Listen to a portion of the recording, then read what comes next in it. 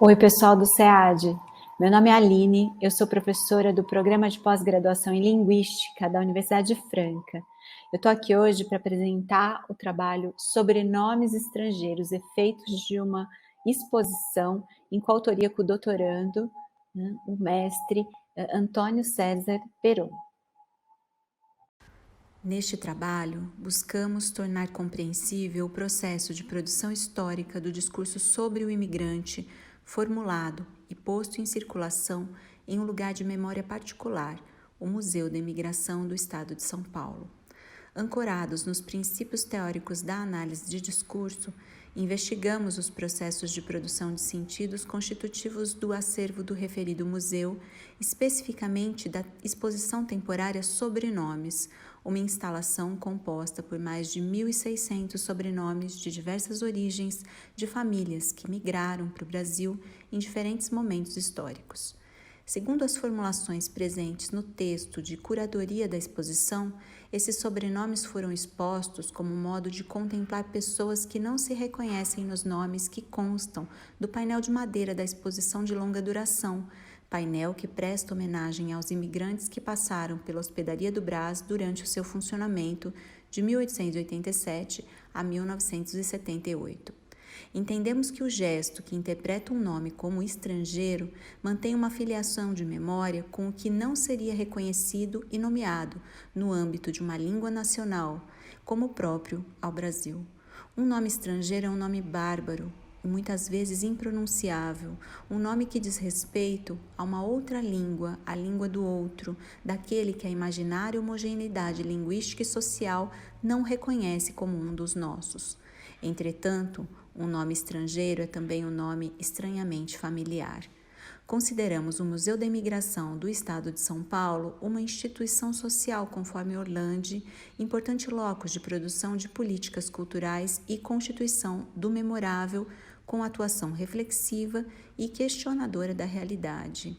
Enquanto instituição que administra nossa relação com o memorável, esse museu atua na preservação de uma memória da imigração, uma memória institucionalizada nos termos de Orlandi.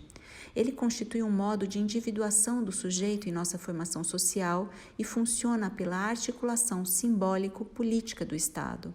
Afastando-se da ideia de depósito, Orlandi teoriza os museus na relação com a noção de práticas sociais, na qual já está inscrita a noção de instituição e de simbolização, a que a autora acrescenta a noção de político. No funcionamento discursivo museológico, ao lado dos dizeres recolhidos e ordenados, também está posto o ausente, o inenarrável, o incompleto e o que não completará a série, de acordo com Souza. Enquanto arquivo, o museu mantém relação com o funcionamento da memória, já que não há arquivo sem memória, mas também com o esquecimento. O que se esquece ao se demarcar um sobrenome como estrangeiro? Quais gestos de interpretação subjazem essa qualificação? Ora, enquanto marca e desígnio de um grande outro, o sobrenome é sempre estranho ao sujeito que o carrega. Entretanto, paradoxalmente, ele ancora o sujeito a partir de sua memória e de sua história. Instados pela organização rememorativa em torno da nomeação dos sujeitos imigrantes apresentada na exposição, refletimos sobre o estatuto do nome próprio em sua constituição, posto que o nome antecede o sujeito e o inscreve em uma linhagem, funciona como marca simbólica inicial que o especifica e determina em relação ao imaginário. O sobrenome funciona como transmissão geracional da história da família e está vinculado a um passado constituído por uma densa carga imaginária sobre o que é ser imigrante, com efeitos de estranhamento que evidenciam o estatuto de estrangeiro daquele que o porta. Um sobrenome estrangeiro marca o sujeito em relação a um outro lugar, a uma outra nacionalidade. Segundo Soler, o ato de nomear é uma operação simbólica que consiste em extrair do grande outro um significante para inseri-lo em um registro jurídico e também uma função simbólica, que é o acontecimento da nomeação em si, uma contingência, segundo Mariani. Consentimos que tematizar a função do sobrenome, quando esta tem lugar em uma exposição de um museu dedicado à história daqueles que deixaram seus países de origem para emigrarem, consiste em enfatizar a divisão do sujeito, ou seja, seu engendramento tendo em vista um saber que não se sabe na relação com a ideologia. Nessas condições de produção, o sobrenome, enquanto significante que estabelece o sujeito no campo da linguagem, também o situa como outro, estrangeiro ao país onde ele habita, como aquele que fala uma língua estrangeira, definida por Payet em seus silenciamentos, uma vez que o aprendizado e incorporação da língua nacional passa a funcionar como um elemento a atestar a brasilidade desses imigrantes.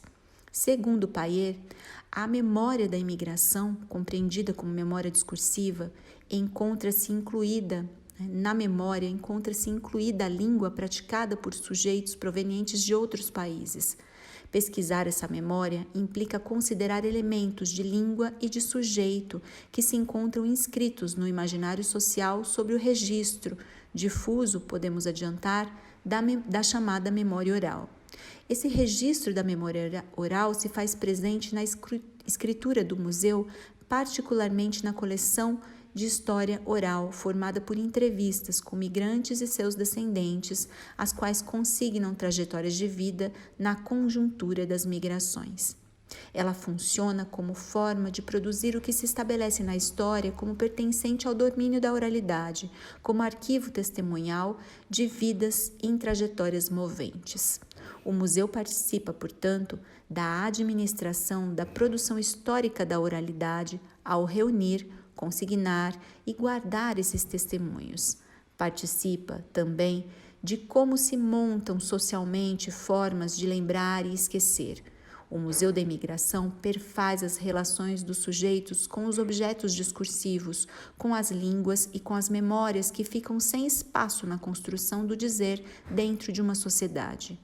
O museu produz, em seus modos de significar, uma certa memória da língua, ou melhor, das línguas estrangeiras, com as quais os nomes e sobrenomes mantêm um laço. Nesse sentido, podemos considerar o Estatuto dos Sobrenomes dos Imigrantes como parte do arquivo concernente à sua língua e à sua história. Na exposição, a história significa através do nome próprio, do sobrenome estrangeiro, significando o sujeito como estrangeiro em meio à nacionalidade brasileira. Nessa conjuntura, o sujeito de linguagem é interpelado em sujeito de direito pela relação com sua língua materna, que, por efeito da exposição, é confrontada como língua de um outro país. Segundo Péchet, toda atividade de linguagem necessita de estabilidade de pontos de ancoragem para o sujeito. Se essa estabilidade falha, há um abalo na própria estrutura do sujeito e da atividade de linguagem. Entendemos que o sobrenome ancora o sujeito a sentidos fornecidos pela memória discursiva, dando-lhe a possibilidade de se significar em meio a contradições que não raro o assaltam como loucura. E embora haja sempre algo da história na língua que não alcança a ser representado pelo sujeito que fala essa língua, conforme Payet, a ancoragem, por meio do nome, na relação com a língua, possibilita a manutenção de uma narrativa de si.